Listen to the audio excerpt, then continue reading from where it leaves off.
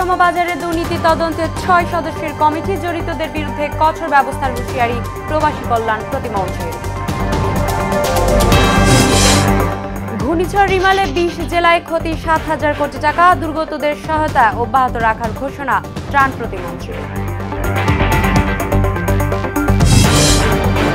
এবং তদারকির অভাবে ব্যাহত বরিশালের বাকেরগঞ্জের কমিউনিটি ক্লিনিকের সেবা, বেশিরভাগ সময় থাকে তালাবন্ধ, স্বাস্থ্যসেবা বঞ্চিত হাজারো মানুষ।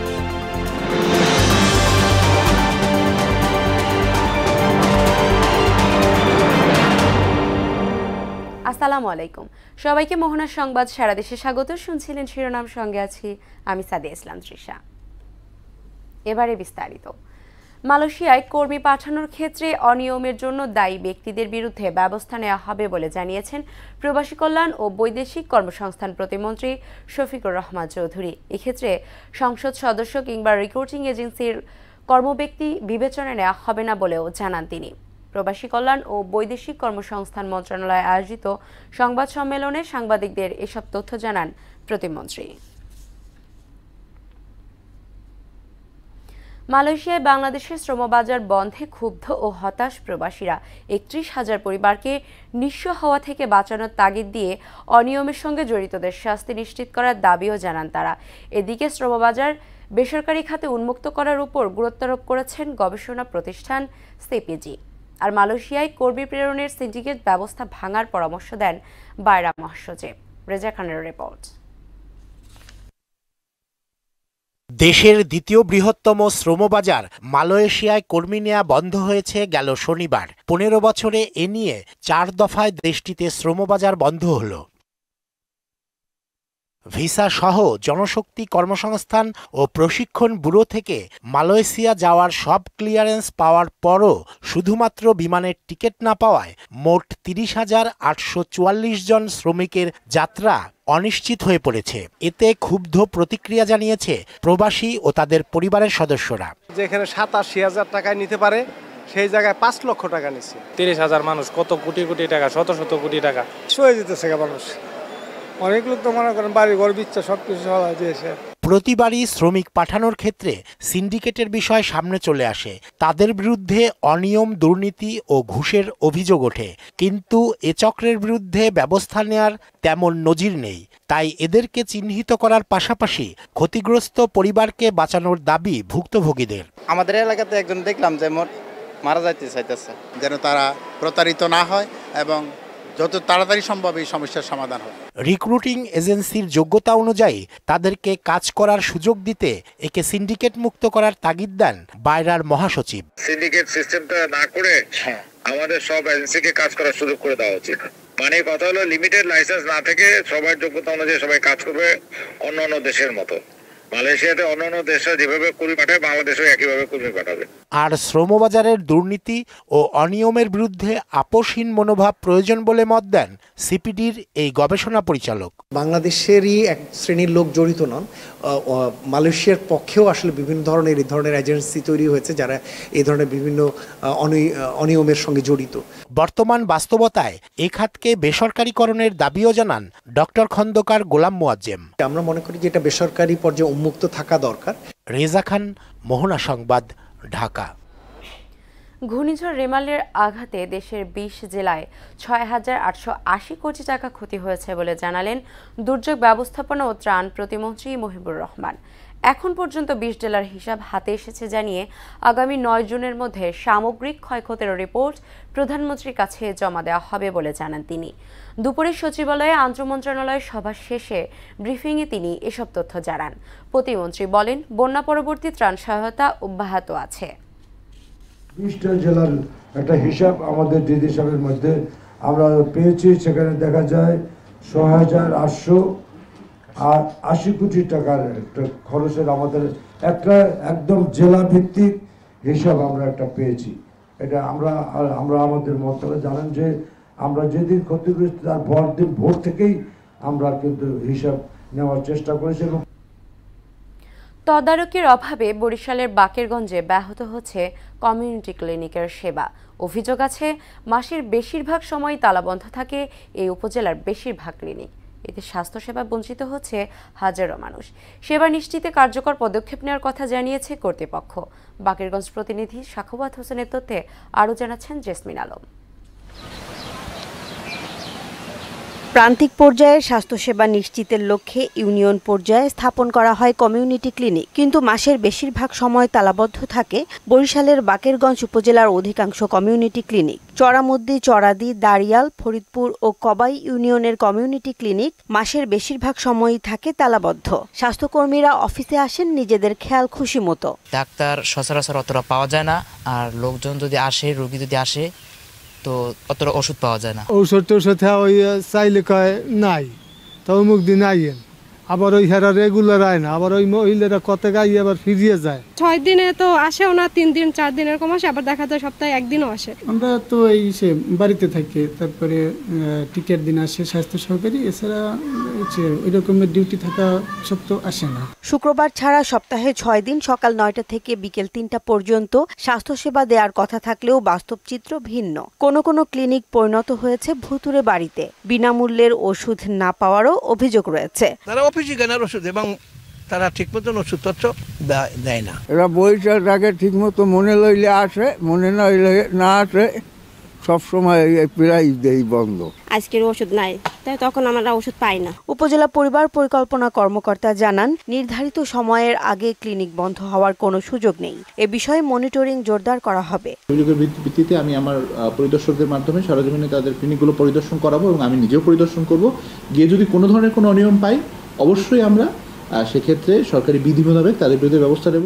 উপজেলা নির্বাহী কর্মকর্তা জানান, বিষয়টি খতিয়ে দেখে প্রয়োজনীয় ব্যবস্থা নেওয়া হবে। এগুলাকে কিভাবে আরো বেশি কার্যকর করা যায় আমরা সেই পদক্ষেপ নিচ্ছি। আর ঔষধের যে সমস্যা আছে এই বিষয়ে আমি কথা বলেছি স্বাস্থ্য কর্মকর্তার সাথে। তারা এগুলো আবার রিঅ্যাসেস করে নতুনভাবে যেন বরাদ্দ দেওয়া হয় ওষুধের, সেই ব্যবস্থা তারা করবে। বাকেরগঞ্জ উপজেলার 14টি ইউনিয়নে 56টি কমিউনিটি ক্লিনিক রয়েছে। প্রতিটি ক্লিনিক থেকে প্রতিদিন গড়ে 60 থেকে 70 জন রোগী সেবা নিচ্ছেন। জেসমিন আলম, মোহনা সংবাদ।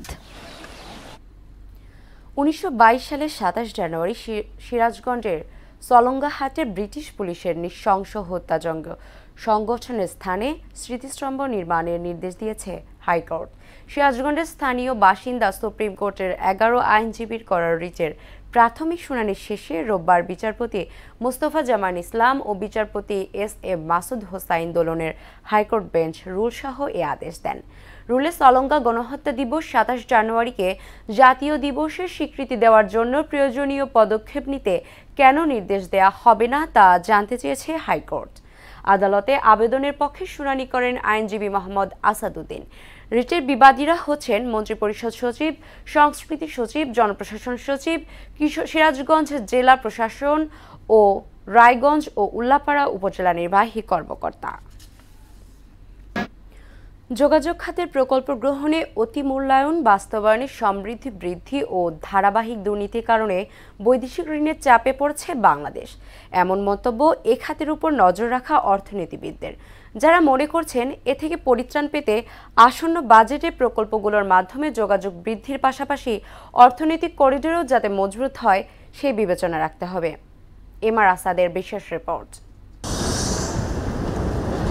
বর্তমান সরকারের শাসনামলে উন্নয়নে সব খাতকে ছাড়িয়েছে যোগাযোগ খাত। গেল বেশ কয়েকটি জাতীয় বাজেটে সবচেয়ে বেশি বরাদ্দ ছিল এ খাতের জন্য। পদ্মা সেতু থেকে শুরু করে দেশের প্রত্যন্ত অঞ্চলের ব্রিজ কালভার্টগুলোই এর সাক্ষী হয়ে দাঁড়িয়ে আছে। পণ্য পরিবহনে গতি আসায় এর ইতিবাচক প্রভাব পড়েছে অর্থনীতিতে। কিন্তু তারপরও এসব প্রকল্প বাস্তবায়নে অনেক ক্ষেত্রেই বাংলাদেশকে পড়তে হয়েছে বৈদেশিক ঋণের চাপে।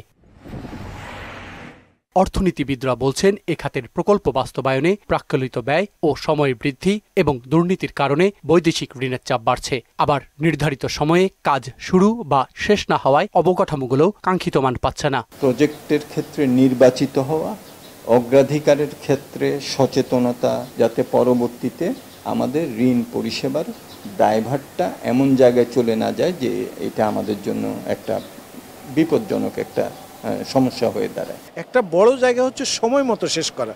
আপনি খেয়াল করে থাকবেন, আমাদের যখন 3টা ব্রিজ হলো, কাঁচপুর ব্রিজ, তারপরে আমাদের মেঘনা এবং গোমতী ব্রিজ, এই 3টা ব্রিজ জাপানিজরা নির্দিষ্ট সময়ের প্রায় 1 বছর আগে শেষ করে দিয়েছে।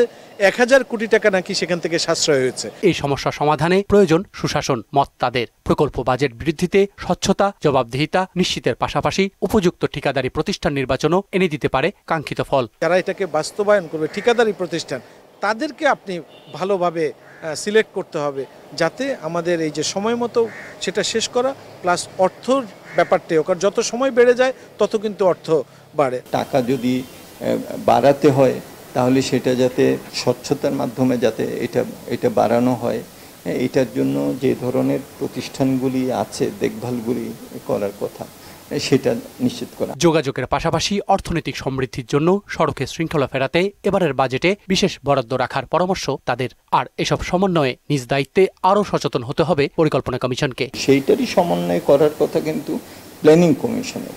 দুঃখের বিষয় যেটা, সেটা হলো যে আমাদের দেশে অনেক সময় অনেক সংস্থা, তারা অনেকেই এতই স্বায়ত্ত স্বাধীনভাবে অনেকে কাজ করেন, যার ফলে আমাদের সামষ্টিক অর্থনৈতিক পরিকল্পনার সাথে এটা অনেক সময় দেখা যায় যে অ্যালাইনড হয় না ঠিক মতো। রাস্তাঘাটের উন্নয়নের পাশাপাশি আমাদের কিছু নিয়ম শৃঙ্খলাগুলো ঠিক করতে হবে। যত স্মুথ যোগাযোগ ব্যবস্থা হবে তত মানুষের সময়টা সাশ্রয় হবে, তার প্রোডাক্টিভিটিটা সে তত বেশি কাজে লাগাতে পারবে। বহুমুখী যোগাযোগের সমন্বয় করা সম্ভব হলে অর্থনীতিতে এর ইতিবাচক প্রভাব পড়বে বলে মনে করেন বিশেষজ্ঞরা। MR আসাদ, মোহনা সংবাদ, ঢাকা।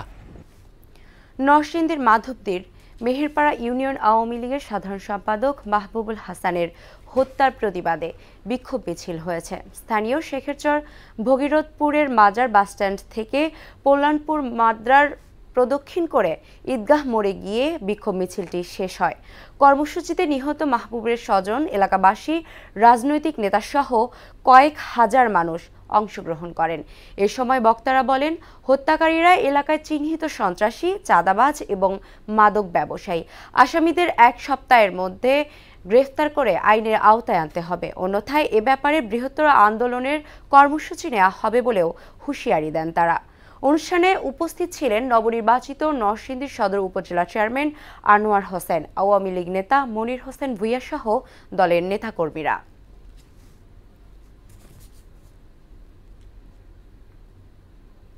কোরবানির সামনে রেখে দেশীয় পদ্ধতিতে স্বাস্থ্যসম্মত পশু পালন করছে নাটোরের খামারিরা। এখনকার পশুর চাহিদাও দেশজোড়া। জেলার এবারের চাহিদার দ্বিগুণ পশু প্রস্তুত হচ্ছে বলে জানিয়েছে সংশ্লিষ্টরা। এর কাজে খামারিদের সহায়তা দিচ্ছে প্রাণী সম্পদ বিভাগ। নাটোর থেকে রাশিদুল ইসলামের তথ্যে আরও জানাচ্ছেন শারমিন সরনা। নাটোর জেলার বিভিন্ন এলাকায় শাহিওয়াল, রাজস্থানী, নেপালি সহ বিভিন্ন জাতের গরু লালন পালন করছেন খামারিরা। দেশীয় পদ্ধতিতে গমের ভুসি, খড় আর কাঁচা ঘাস খাইয়ে এসব পশু লালন করছেন তারা। ইতিমধ্যেই বিভিন্ন জেলা থেকে পাইকাররা আসতে শুরু করেছেন খামারগুলোতে। এবছর জেলায় 4,78,000 গবাদি পশু কোরবানির জন্য প্রস্তুত করা হচ্ছে, যা স্থানীয় চাহিদা মিটিয়ে চলে যাবে রাজধানী সহ দেশের বিভিন্ন প্রান্তে। ঢাকা সহ বাংলাদেশের অনেক জায়গা থেকে কাস্টমার আসতেছে আমাদের খামারে। অনেক প্রজাতির গরুই আছে, আপনার শাহিওয়াল আছে, আপনার অস্ট্রেলিয়ান ফ্রিজিয়ান আছে। গোখাদ্যের দাম বেড়ে যাওয়ায় পশুপালনে এবার খরচ বেশি হয়েছে বলে জানান খামারিরা। এ অবস্থায় পার্শ্ববর্তী দেশ থেকে পশু আমদানি না করার দাবিও জানান তারা। ভুট্টা দিয়ে, গম দিয়ে এগুলা মিক্সার করে ছোলা দিয়ে ভাঙানি হয়, তাই এগুলাই খাই। তার জন্য পরিশ্রম করি, ঘাস কাটি, স্থানীয় প্রাণী সম্পদ দপ্তরের পক্ষ থেকে খামারিদের প্রয়োজনীয় সহায়তা দেওয়া হচ্ছে বলে জানালেন প্রাণী সম্পদ বিভাগের এই কর্মকর্তা। এবং আমরা আশা করছি যে এবার আমাদের খামারিরা যে গবাদি পশুগুলো যে প্রস্তুত করেছে সেগুলি তারা বিক্রয় করে অবশ্যই তারা লাভবান হবে, এবং আমরা যারা আছি তারা এই একেবারে নির্ভেজাল প্রাকৃতিক আমরা অবশ্যই কোরবানির মাংস নিয়ে আমরা ইনশাআল্লাহ উদযাপন করতে পারবো। কোরবানির পশুর ন্যায্য দাম নিশ্চিতে নানা উদ্যোগের কথাও জানান তিনি। শারমিন স্বর্ণা, মোহনা সংবাদ। চট্টগ্রামের সীতাকুণ্ডে একটি মিনি কাভার্ড ভ্যান সহ বিভিন্ন ব্র্যান্ডের 37,835 প্যাকেট শলাকা সিগারেট জব্দ করেছে জেলা এনএসআইয়ের কর্মকর্তারা। সকালে উপজেলার সোনাপাড়া এলাকায় একটি মিনি কাভার্ড ভ্যান থেকে সিগারেটের কার্টুন আনলোড করছিল উপজেলার সহকারী কমিশনার আলাউদ্দিন। এ সময় হেরিটেজ টোবাকো T20 এবং ডিজি ব্ল্যাক নামের ব্র্যান্ডের প্রায় 3,80,000 পিস সিগারেট জব্দ করেন। গোপন সংবাদ পেয়ে ওই এলাকার অভিযানে যান এনএসআইর কর্মকর্তারা। এ সময় Chittagong VAT and customs commissioner আঞ্চলিক কার্যালয়ের প্রতিনিধিরা উপস্থিত ছিলেন। সিগারেটের প্যাকেজে ব্যবহারকৃত ব্র্যান্ডের রোলের সঠিকতা যাচাই করে আইনানুগ ব্যবস্থা নেওয়া হবে বলে জানিয়েছেন Chittagong VAT and customs commissioner আঞ্চলিক কার্যালয়ের সহকারী পরিচালক আব্দুল মতিন। জব্দকৃত সিগারেটের দাম 17,02,575 টাকা।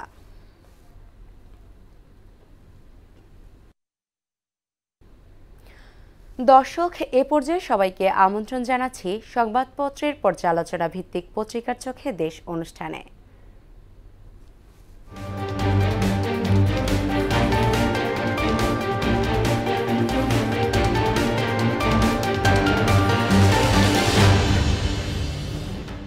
দর্শক, অনুষ্ঠানে আজকের অতিথি মোহনা টেলিভিশনের যুগ্ম বার্তা সম্পাদক নয়ন মুরাদ।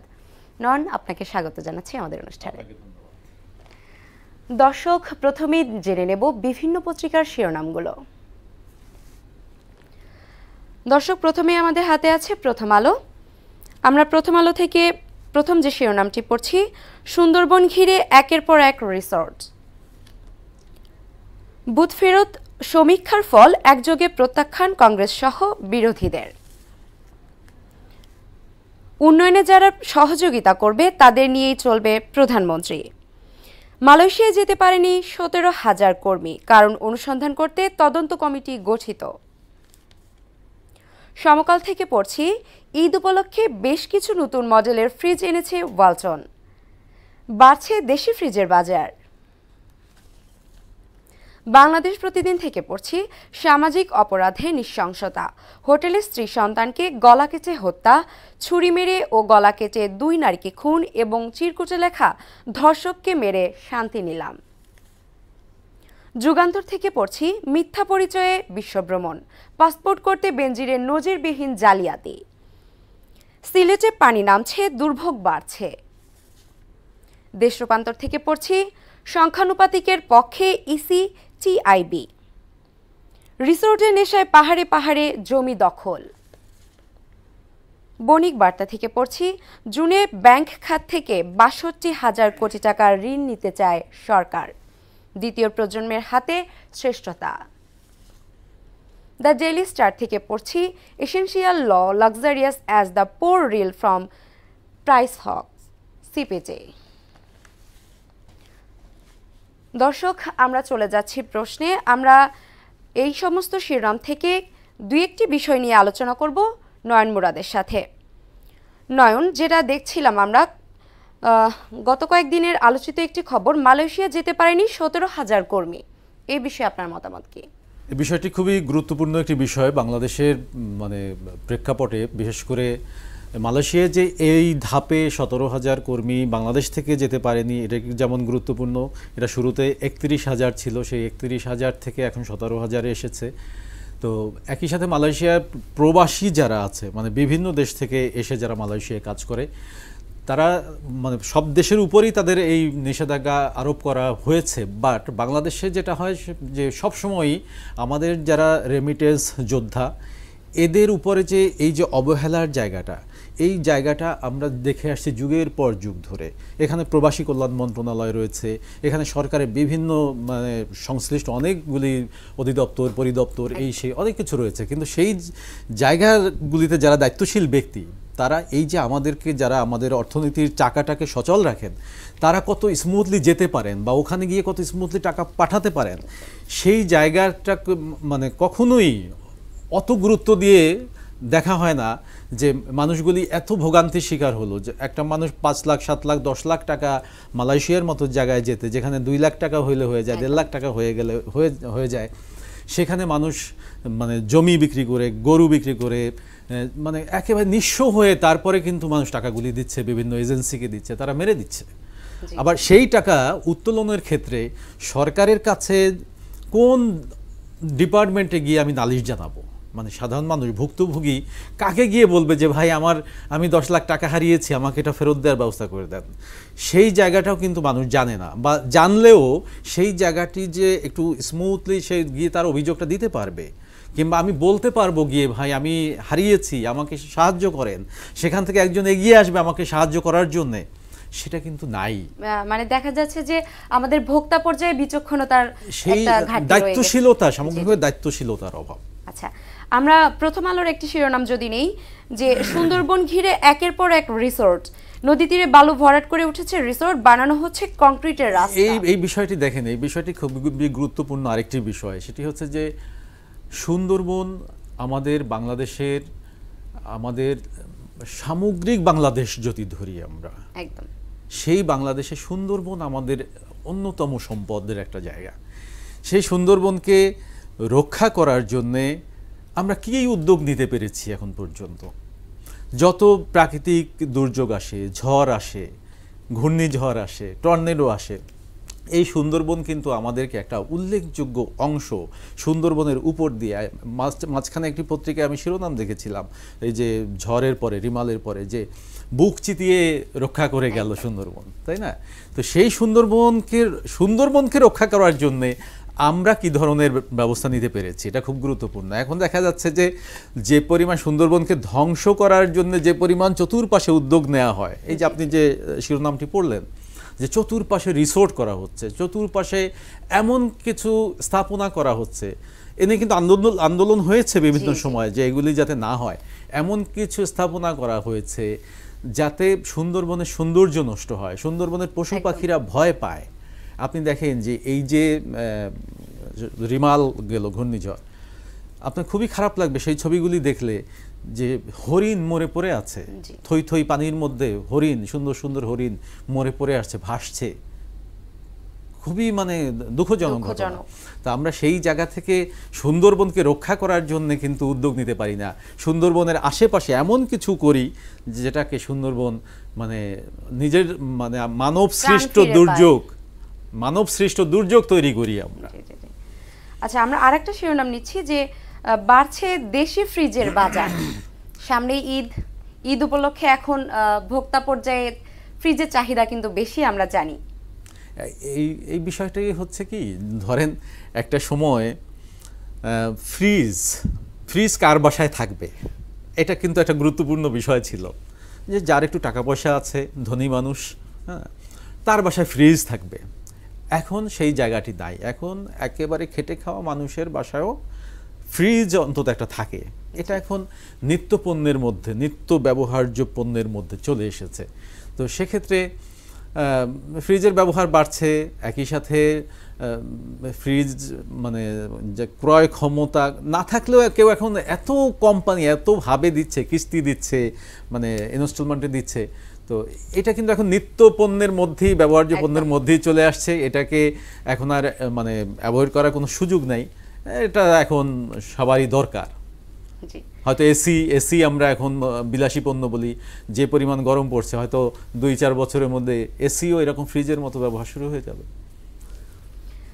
উন্নয়নে যারা সহযোগিতা করবে তাদের নিয়েই চলবো, প্রধানমন্ত্রী, বাংলাদেশে কেউ পিছু টানতে পারবে না।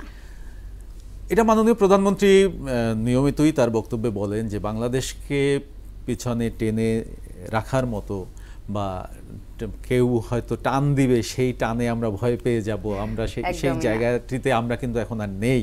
এটা মাননীয় প্রধানমন্ত্রী নিয়মিতই বলেন, এবং সেই উন্নয়নের জায়গা থেকে বলেন, সামগ্রিক অর্থনৈতিক অবকাঠামোর মধ্য থেকে বলেন, যে এই কথাটি মাননীয় প্রধানমন্ত্রী যেটি বলেন সেটি তার অবস্থান থেকে ঠিক আছে। আমরা এখন উন্নয়নশীল দেশ, আমাদেরকে পিছু থেকে টানার মতো অপশক্তি আসলে আর কেউ নেই। এখানে কিন্তু আজকে গুরুত্বপূর্ণ আরেকটা বিষয় আমি খেয়াল করেছি, আপনার সাথে শেয়ার করতে চাই, সেটি হচ্ছে যে প্রত্যেকটি পত্রিকা সাবেক আইজিপি বেনজির প্রসঙ্গ তুলেছে। হ্যাঁ, এটা আমি দেখলাম বেশ কয়েকটি পত্রিকা, বলা যায় প্রতিটি পত্রিকাই, যে তার সম্পদের পাহাড়, কিংবা ওই যে আপনি পাহাড়ের যে কথা বললেন, পাহাড় ঘিরে রিসোর্ট, ওখানেও কিন্তু তার সংশ্লিষ্টতা নিয়ে রিপোর্ট করা হয়েছে। তো এই বিষয়টা যদি আমরা আলোচনা করি, সেই বিষয়টা ব্যাপারটা এমন যে ধরেন বেনজির সাহেব বাংলাদেশের আমার দেখা পুলিশ অফিসারদের মধ্যে, যেহেতু আমি দীর্ঘদিন ধরে ক্রাইম রিপোর্টিং করে আসছি, পুলিশের খুব টাচে থেকে আমি রিপোর্টিং করেছি, তো বাংলাদেশের পুলিশ অফিসারদের মধ্যে অত্যন্ত চৌকস একজন পুলিশ অফিসার, একজন মেধাবী পুলিশ অফিসার যিনি ইউএন হেডকোয়ার্টারে চাকরি করে এসেছেন এবং সরকারকে খুব ভালোভাবে সাপোর্ট দিয়েছেন বিভিন্ন ইস্যুতে, বিরোধী দলের আন্দোলন। আমাদের সময় স্বল্পতার কারণে শেষ করতে হবে। নয়ন, আপনাকে ধন্যবাদ। দর্শক, পত্রিকার চোখে দেশ পর্যালোচনার মধ্যে দিয়ে শেষ করব মোহনার সংবাদ সারা দেশে। যাবার আগে শিরোনামগুলো আরও একবার।